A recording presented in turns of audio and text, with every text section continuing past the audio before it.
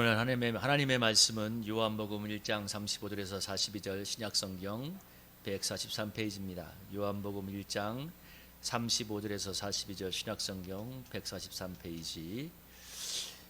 요한복음 1장 35절에서 42절 말씀 우리 찾으셨으면 한 절씩 기도합니다. 또 이튿날 요한이 자기 제자 중 두 사람과 함께 섰다가 두 제자가 그의 말을 듣고 예수를 따르거늘 예수께서 돌이켜 그 따르는 것을 보시고 물어 이르시되 무엇을 구하느냐 이르되 어디 심으니까 하니 남유는 번역하면 선생이라. 예수께서 이르시되 와서 보라. 그러므로 그들이 가서 계신 데를 보고 그날 함께 거하니 때가 10시쯤 되었더라. 요한의 말을 듣고 예수를 따르는 두 사람 중에 하나는 시몬 베드로의 형제 안드레라. 그가 먼저 자기 형제 시몬을 찾아 말하되 우리가 메시아를 만났다 하고, 메시아는 번역하면 그리스도라. 데리고 예수께로 오니 예수께서 보시고 이르시되 내가 요한의 아들 시몬이니 장차 게바라 하리라 하시리라. 게바는 번역하면 베드로라. 아멘. 오늘 말씀의 제목은 우리가 메시아를 만났다입니다. 옆에 있는 분과 힘차게 축복하며 인사합니다. 이 시간 주님을 뜨겁게 만나길 축복합니다. 이렇게 인사하겠습니다. 시작. 이 시간 주님을 뜨겁게 만나기를 축복합니다. 아멘. 우리 오륜교회 김은호 목사님이 제가 신대원 다닐 때 새벽 집회에 와서 설교를 몇 번 하셨는데 참 새벽에 정말 피곤하고 잠이 오는데도 굉장히 제 귓가에 들려오는 말이 한마디가 있었습니다. 그건 뭐냐면 우리 목사님들이 믿음의 체험이 많으면 설교할 게 막 넘쳐나고 설교하고 싶어요. 막 그런데 믿음의 체험이 적으면 늘 뭘 설교할지 고민이라고 얘기를 했는데 너무 당연한 말인데도 그날 새벽에 정말 이렇게 귀에 들려왔습니다. 참 맞는 말이죠. 여러분, 사진 속의 호랑이를 본 사람과 그리고 산속에서 정말 살아있는 호랑이를 만나서 죽다가 살아난 사람이 그 두 사람이 설명하는 호랑이는 하늘과 땅 차이 아니겠습니까? 사진 속에 호랑이를 본 사람 뭐라고 그러겠어요? 호랑이는 뭐 눈이 부리부리하고 뭐 발톱이 날카롭고 그러지만 산속에서 호랑이를 만났던 사람은 뭐라고 했어요? 야, 나 죽다 살았어. 절대 만나면 안 돼. 호랑이 너무 무서워. 이렇게 얘기하지 않겠어요? 하나님을 정말 체험한 사람, 하나님을 경험한 사람이 만난 하나님에 대한 얘기와 하나님을 설명하는 사람이 만나는 얘기는 정말 너무 차이가 있는 것입니다. 믿음의 체험이 많은 그리스도인들은 늘 역동적이고 힘이 있지만, 그러나 믿음의 체험이 없는 사람들은, 적은 사람들은 자신감이 없고 신앙에 힘이 없기 마련입니다. 누가 전도를 잘하는가? 간단해요. 내가 정말 주님을 만나고 은혜를 뜨겁게 체험한 사람이 전도를 잘하게 되어 있습니다. 하나님은 사실 증거하는 것이지 설명하는 게 아닙니다. 그냥 신앙은 전도는 증거하는 거지 설명하는 게 아닙니다. 그래서 주님을 만나는 게, 주님 살아계신 주님을 체험하는 게 너무너무 중요합니다. 사실 여러분, 제가 기도하는 이유도 무엇이겠어요? 주님을 만나고 살아계신 주님을 체험하려고 기도하는 것 아니겠어요? 물론 지금 간절한 기도 제목이 이루어지기 위해서 기도하는 것도 있지만, 그 기도하는 과정에서 하나님의 성품, 하나님의 마음, 또 하나님의 뜻이 무엇인지 깨닫고, 내가 또 회개해야 될 것, 고쳐야 될 것이 무엇인지도 깨닫고 성화도 되고 하는 그 과정 속에서 하나님을 만나는 그런 것을 위해서 기도하는 것 아니겠습니까? 여러분, 제가 살아계신 하나님을 만나는 체험이 많으면 여러분, 우리 성도님들을 믿음으로 힘차게 늘 깨어있도록 여러분 도와주고 격려하지 않겠습니까? 만약 그러지 않다면 저도 늘 하나님을 만난 체험이 없고 믿음이 희박하다면 늘 시험과 문제에 부딪혀서 전전긍긍하는 참 한심한 일들이 벌어질 것입니다. 그래서 여러분, 하나님 나라는 말이 아니고 능력입니다. 정말 말이 필요 없습니다. 오늘 여러분, 안드레가 베드로를 전도하는 장면이 나오고 있죠. 예수님을 만난다. 세례 요한의 두 제자였던 안드레가 세례 요한의 메시지를 듣고 예수님을 따라간 다음에 예수님께 물어보지 않습니까? 랍비여, 당신입니까? 하니까 이 말은 선생이라는 뜻이기도 하지만 다른 말로 하면 당신이 그리스도가 맞습니까? 하는 질문이 있죠. 그러니까 예수님이 뭐라고 했어요? 와서 봐라. 나랑 함께 있으면 알 것이다. 하고서 그날 예수님과 함께 거하고 난 뒤에 바로 이 안드레의 반응이 뭐냐? 자기의 동생이었던 베드로를 찾아가서 한번 딱 한마디가 뭡니까? 우리가 메시아를 만났다고 이렇게 얘기하면서 베드로를 예수님께 데리고 오는 장면입니다. 여러분, 저는 이 말씀을 묵상하면서 한번 상상해 보겠습니다. 여러분, 안드레가 베드로를 만나서 전도할 때 어떻게 했을까요? 예수님 좋은 분이야, 말씀이 너무 은혜로워, 이렇게 했을까요? 저는 그렇게 했을 거라고 말하지 않습니다. 막 침을 튀면서 야 내가 그리스도를 만났어. 야 동생 너도 가자. 손을 딱 잡고 갈 때 몇 마디도 필요 없어요. 그러면 베드로가 어떻게 했을까요? 잠결에 일어나가지고 마치 쇠붙이의 자석이 끌려가듯이 여러분 안드레의 손에 끌려가지 않겠습니까? 그렇게 전도했지. 제발 한번 가봐. 좋으신 분이야. 말씀이 너무 은혜로워. 그렇게 했겠어요? 저는 여러분 이 말씀을 보면서 여러분 바로 그냥 안드레가 베드로를 데리고 가잖아요. 그래서 역사적인 만남, 예수님과 베드로의 만남이 이루어지게 되는데, 그래서 전도는 설명이 아니고 하나님을 증거하는 것이고 내가 하나님을 만나는 게 얼마나 중요한지를 오늘 메시지가 던져주고 있습니다. 오늘 현대교회의 문제는 하나님에 대해서 아는 건 너무 많지만 하나님을 체험한 사람은 너무 적다는 것입니다.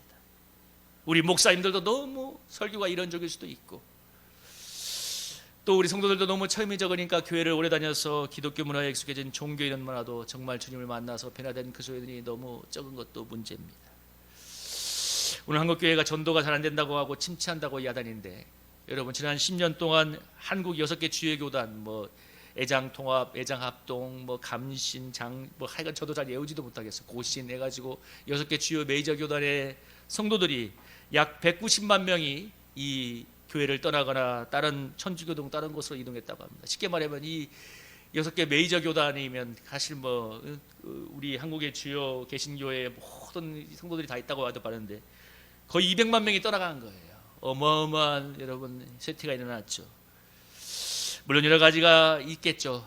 교회가 정말 사회적인 비난을 듣고 전도의 문이 닫힌 것도 이유가 있겠지만 그러나 근본적인 원인은 우리 목회자들부터 시작해서 우리 성도들까지 인격적으로 주님을 만나고 내 삶에 살아계시는 역사하시는 하나님을 만난 체험이 너무 적어졌기 때문입니다.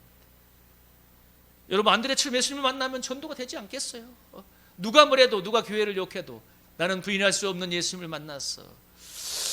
구세군 창조적인 일리엄 부스가 제자들에게 와서 질문할 때 지금 최고의 얘기가 뭐라고 합니까? 그때 일리엄 부스가 이렇게 얘기했다고 하죠. 금세기 최고의 얘기는 이게 1800년대 후반의 얘기입니다. 구세군의 창조 일리엄 부스가 금세기 최고의 얘기는 첫째로 그가 들었던 것은 교회의 중생한 구조연이 적어지는 것이고 두 번째는 천국과 지옥의 실제를 이야기하는 것이라고 했습니다. 3가지인가 4가지를 얘기했는데 제가 이 2가지가 기억이 나요. 150년 전의 사람이지만 정말 통찰력 있는 말을 했다는 생각이 듭니다. 제가 청년부 시절 단기 선교를 준비하면서 신입생들을 이제 몇십 명이 함께 단기 선교를 준비하는데 그 중에 신입생 자매가 와서 함께 준비를 했는데 그 자매가 어릴 때부터 어미 뱃속에서부터 교회를 나왔던 모태신앙이었습니다. 그리고 단기 선교가 끝난 뒤에 함께 식사를 하면서 피드백을 나누는데 그 자매가 그런 고백을 하는 것입니다. 단기 선교를 준비하면서 처음으로 여러 가지 어려움을 만나서 하나님 해결해 달라고 진지하게 기도하게 되었는데 그걸 통해서 처음으로 하나님이 내 기도를 듣는다는 것을 체험했다는 것입니다. 물론 그 전에 기도를 안 한 건 아니죠. 식사 기도하고 예배 때 기도하고 그러나 정말 살아계신 하나님께 진지하게 인격적으로 정말 하나님께 기도해서 처음으로 하나님이 내 기도에 응답했다는 얘기를 들었습니다. 저는 참 은혜롭다고 칭찬을 했지만 속으로는 굉장한 충격을 받았습니다. 야, 10몇 년을 교회 다녔는데 저런 체험이 처음이란 말인가. 우리 그 전에 있는 청년들과 인근공원에 노방전도를 하는데 청년부 회장이 자매였는데 전도하는 게 두려워서 막 눈물을 흘리는 것입니다. 제가 보는데 너무 한심하기다 보다도 저기도 역시 모태신앙이라는데 내가 모태신앙을 욕하려고 그런 게 아니에요. 너무 두려워하는 거예요. 교회 행사 나가서 발표를 하고 단기 선교 가면 현지 교회 가서 이렇게 여러 가지 퍼포먼스도 하고 이런 건 잘하는데 그러니까 교회에 있는 사람들한테 만나서 하는 건 잘하는데 밖에 나가서 누군가를 만나서 전도하려고 하니까 두려워서 눈물을 줄줄 흘리는 걸 보면서 제가 정말 뭐라 할 말이 없었습니다. 내가 가서 자꾸 전해주면 되잖아. 그러니까 너무 두렵다는 거예요. 왜? 나가서 한번 부딪혀서 싸워봤어야 되는데 한 번도 해본 적이 없으니까 그 한박을 못 넘어가는 거죠. 근데 청년 때 20대 초반에 여자친구 따라서 교회 나왔다가 예수를 만난 청년은 뜨거움이 있으니까 저랑 같이 전도를 나오면 그 청년이 너무 전도를 잘하는 거예요. 목사님 가자고. 그래 그 청년을 보면서 제가 많은 걸 느꼈습니다. 그래서 그 청년이 나중에 신대원 가서 지금 목회를 잘하고 있는데 그래 정말 느낀 게 있습니다. 정말 물론 교회를 다니는 것도 중요하지만 물론 그래서 모태신앙인들이 교회에 오랫동안 이렇게 그 안정감이 있어요. 그건 아주 중요한 장점이고 훈련이 잘 되어 있는 것도 맞지만, 그러나 반대로 정말 주님을 뜨겁게 만난 체험이 너무 적다는 건 굉장한 아킬레스건처럼 보였습니다. 여러분, 그래서 정말 작든지 크든지 하나님의 역사를 체험하는 건 너무 중요합니다. 전도사 시절에 중고등부 여름수련을 속초에 간 적이 있었는데, 우리 아침 예배 설교, 아침에 집회를 마치고 나서 제가 그 설교 주제가 기도였습니다. 그날 이제 예배를 마치고 10시쯤에 끝나면 우리 해수욕장 가서 놀자고 이렇게 낮에 해수욕 프로그램을 하는데, 근데 날씨를 보니까 100% 비가 온다고 하고 일기예배도 비가 온다고 했습니다. 그래서 제가 학생들한테 너희들 여기 와서 한번 해수욕하고 싶지 않느냐? 그러니까 네 전도사님, 그럼 지금부터 마음을 다해서 기도하라. 주님 비가 안 오게 해주세요. 놀고 싶어요. 얼마나 뜨거운 동기부여가 됐는지 와글와글와글와글 기도하라는 애들이 막 하나님, 가서 하루 종일 노는데 비가 안 왔습니다. 먹구름만 딱 끼고, 그래서 뜨겁지도 않고 몸도 안 타고, 그래 다 끝나고 나서 집에 돌아가기 위해서 봉고차를 딱 여는 순간 비가 떨어지기 시작했습니다. 그날 저녁에 이제 밤에 집회 마치고 마지막 날이라서 이제 밤에 불꽃놀이를 하려고 하는데 비가 밖에 추적추적 오니까, 그래도 기도를 은혜를 체험했다고 옆에 있는 학생이 나한테 뭐라는 줄 아십니까? 전주사님, 밤에 불꽃놀이 할 때 비 오지 않게 해달라고 기도했어야죠. 저를 책망하는 것이었습니다. 그래서 제가 미안하다, 내가 믿음이 적었다. 하루 만에 믿음이 엄청 성장했어요. 왜? 그날 역사 하나님을 봤잖아. 그날 역사 하나님을 봤잖아요. 한 번은 우리 우리 성교단체 있을 때 청년들 데리고 거제인가 어디 바닷가 놀러 가는데, 그날도 태풍이 온다고 오랜만에 놀러 가는데, 그래 우리 청년들 신입생들도 있었고 다 초신자들 많았는데 그랬습니다. 너희들 여기 시간 내서 왔으니까 놀고 싶지? 그러니까 네, 그러니까 기도야 해. 그러니까 막 지들끼리 막 기도를 하더라고. 근데 정말 그날 태풍이 빗게 갔어요. 그날 저녁에 아이들이 야 희한하네, 어떻게 태풍이 빗게 갔지? 하나님을 체험한 겁니다. 예, 한 번은 우리 청년부 얘기하는데, 그날도 해수욕장 간다고 했는데 마지막 날 아침까지 새벽까지 비가 엄청 내렸는데, 그때 한 달 전부터 어떤 프로그램을 짜왔냐면 A안, B안을 프로그램을 짜왔는데, A안은 비가 올 때, B안은 비가 올 때 프로그램을 짜와서 내가 한심해가지고 그걸 확 던져버리면서 야 믿고 좀 기도해. 그런데 정말 지들은 합리적이라고 그걸 계속 고집하더라고요. 그날 마지막 날 새벽까지 비가 정말 엄청나게 왔습니다. 어젯밤처럼 비가 와서, 근데 새벽 5시 반인가 우리를 태우러 온 버스가 딱 도착하는 순간 비가 멈췄습니다. 그러니까 그 다음부터 저한테 눈을 내리깔더라고요. 잘못했습니다 그러면서. 예, 참 그래서 저는 날씨에 대해서는 믿음을 많이 체험해서, 날씨에 대해서 하나님이 다 역사한다는 건 믿음이는데, 작년에 제주도 갈 때는 아주 한번 낭패를 봤죠.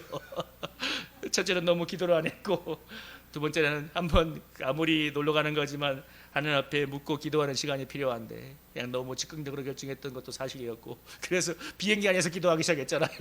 너무 늦어가지고 바로 기도가 바뀌었죠. 하나님 목숨만 살려주시면. 지금은 물론 목숨이 또 여러분이 여기 있는 다른 사람들 5명인가 6명 다 살아서 우스갯소리를 했습니다만은, 여러분 참 그래도 어쨌든 간에 여러분 살아계신 하나님을 체험하는 것은 너무나 중요한 겁니다. 그리스도의 믿음의 체험을 자주 하게 되면 신앙생활이 아주 시작되고 역동적입니다. 자꾸 기도하고 믿음으로 도전하게 됩니다. 그래서 믿음의 체험보다 설교 듣고 간접 체험에 있어가다 보면 신앙생활이 점점점 활력이 떨어져요. 하나님을 증거할 파이팅이 사라지는 겁니다. 그래서 체험적인 신앙생활은 너무나 중요합니다. 오늘 안드레가 와서 보라 하는 한마디에 가서 주님과 함께 있으니까 그냥 바로 메시아를 만나잖아요. 뭐 이렇게 그렇게 설명이 길해. 그냥 예수님 만나니까 되잖아. 너무 사람들 말 많고 복잡해요. 그냥 그 교회 가면 왜 이렇게 말이 많은지, 제가 속된 말로 더럽게 말이 많아. 정말 능력이 없어서 그런 거예요. 우리의 똑같은 일상이지만 그 속에서 역사하시는 주님을 만난 사람과 똑같은 일상을 세상처럼 살아가는 사람들이 체험한 하나님, 그리고 증거하시는 메시지는 정말 하늘과 땅 차이라고 할 수 있습니다.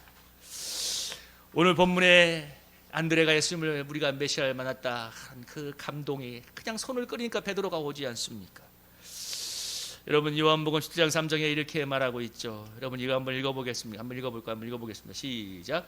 영생은 곧 유일하신 참 하나님과 그가 보내신 자 예수 그리스도를 아는 것이라. 여러분 영생은 뭐라고 합니까? 하나님과 그의 보내신 자 예수 그리스도를 아는 거라고 얘기합니다. 여기서 안다는 것은 지적인 것이 아니라 체험적인 알을 말합니다. 우리가 여러분 주님을 인격적으로 정말 살아있는 주님을 체험적으로 만나는 게 영생이라고 말하고 있죠. 사실 여기 있는 여러분들이 여기 와서 예배 드리는 것도 사실 다 어떤 강도나 깊이 모양은 다르지만 주님에 대한 인격적인 만남이 있었기 때문입니다. 아니면 절대 교회 오기 쉽지 않아요. 어떻게 체험이 없는데 하나님을 만나는 그 하나님을 만난 마음의 간증이 없는데 어떻게 교회 오겠습니까? 그래서 사람마다 다 다릅니다.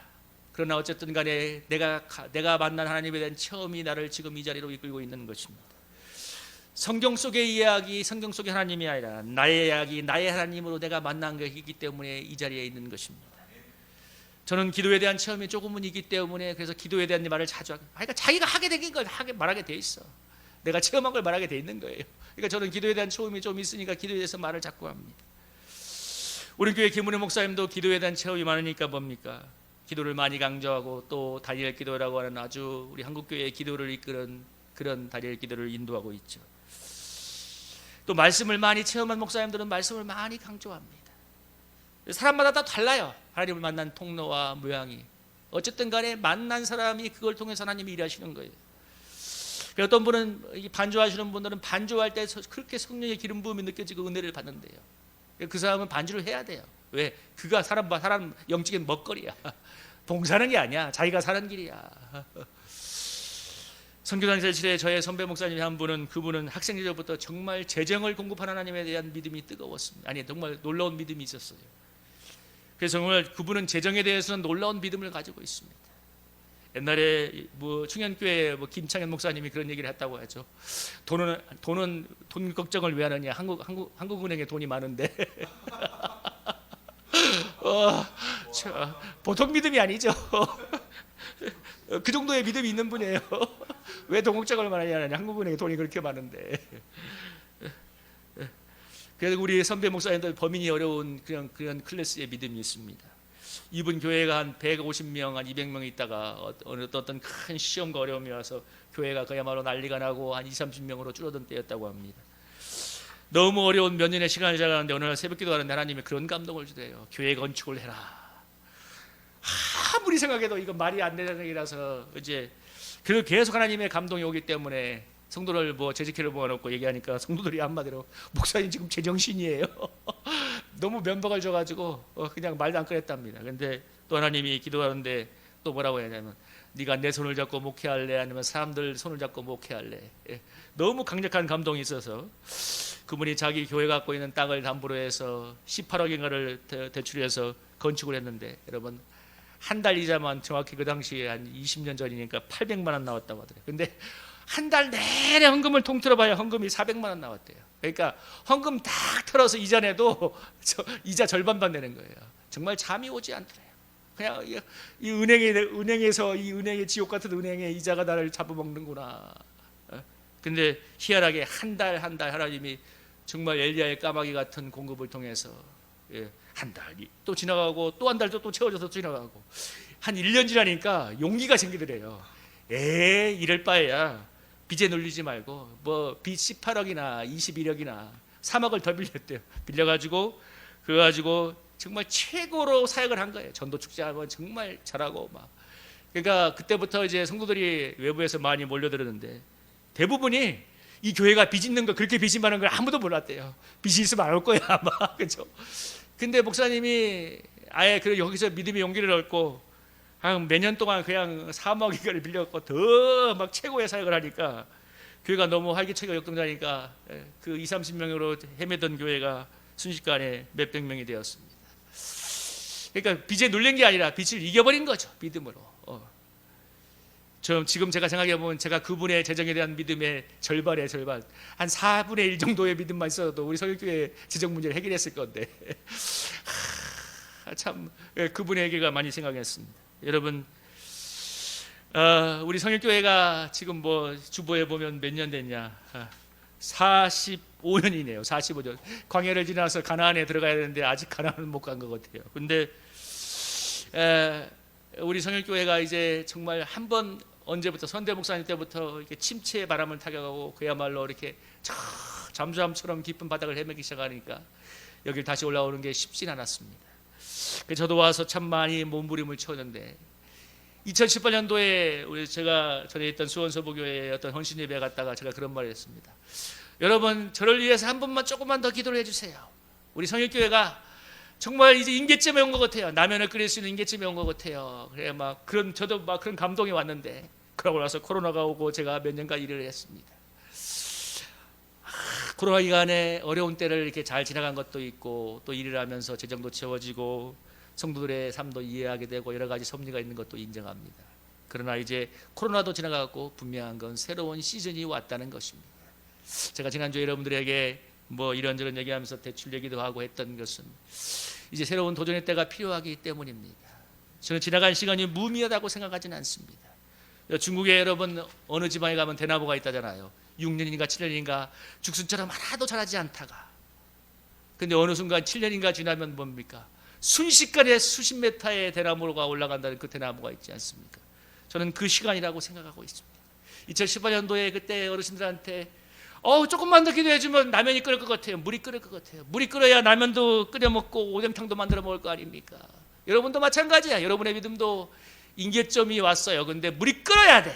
그래야 라면을 끓여 먹던 오뎅탕을 해 먹던 뭐 수육을 삶아 먹던 할 수 있어요.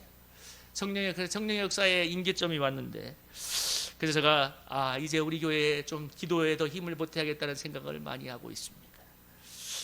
여러분 끌어올라야 일이 되지 않습니까? 오늘 안드레가 어떻게 전도하고 있어요? 막 은혜가 끌어넘치잖아요. 내가 예수를 만났어. 아마 베드로가 낮잠 자다가 일어나가지고 막 안드레 침 튀기는 그 전도를 듣고 그냥 잠길에 끌려왔을 거 아닙니까? 뭐 어렵게 전도한 게 아니잖아요. 막 안드레가 끌어넘치니까 우리 사랑하는 우리 성도님들의 삶에 그런 은혜가 넘치기를 축복합니다.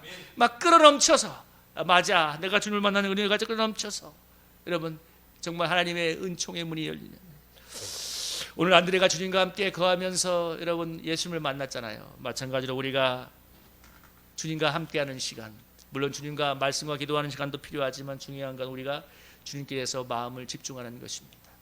여러분 우리가 사랑하는 우리 성도님들이 정말 주님께 집중하여서 기도하는 마음으로 일상의 삶을 살아간다면 기도하는 마음으로 일하고 기도하는 마음으로 일상을 살아간다면 틀림없이 여러분 새로운 내 삶 속에 일하시는 하나님을 만나게 될 줄로 믿습니다. 여러분 중세에 수도했던 노렌스 형제가 여러분 너무나 수도사가 되고 싶어서 거기에 갔지만 수도에서 안 받아줘가지고 이렇게 수도 원장한테 간청을 했다잖아요. 우리 맨날 허드렛 일만 할 테니까 제발 수도원에서 일하게 해달라고.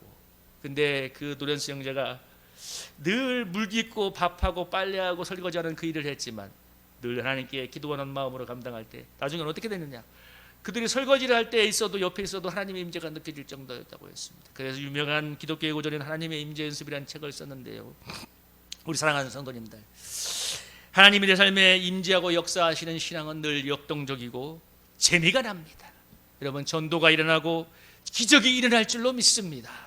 우리 성일교회 우리 성도님들에게 우리 교회에 그런 은혜가 임하기를 간절히 축원합니다.